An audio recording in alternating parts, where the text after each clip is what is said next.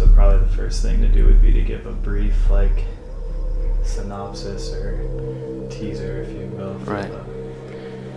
Of US 6. I think ultimately the novel is about the Hermetic principle of correspondence, as above, so below. And so US 6, the title has a few meanings. It means US Route 6, which is a highway that cuts across the heart of America. It also means, it refers to the US 6 protein, which is a membrane protein, and its functions parallel the plot line of the book. And it ultimately, at the end, means us six, the six of us, and it refers to the 6 fictional authors of the hexology.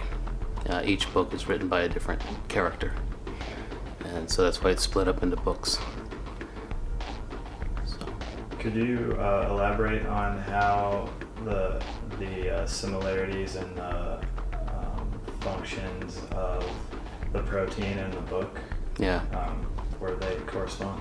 Well, that's actually one of the most recent discoveries with the book, is the UX6 protein.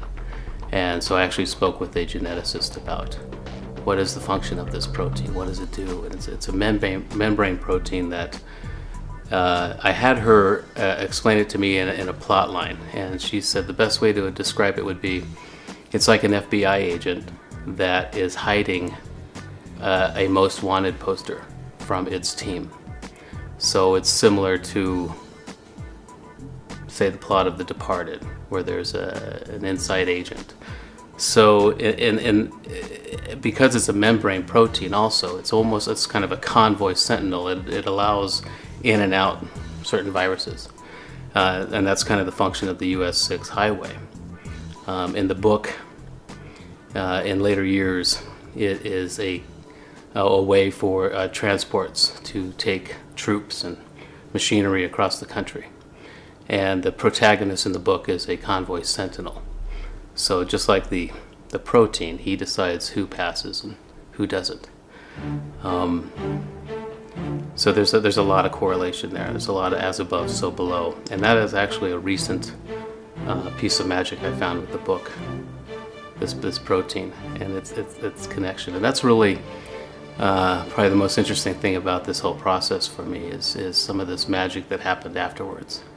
After writing it, I found connections, personal connections that I could not have planned as an author. And so there's just a whole series of those. I might even come out with a second book that outlines some of these inadvertent magics.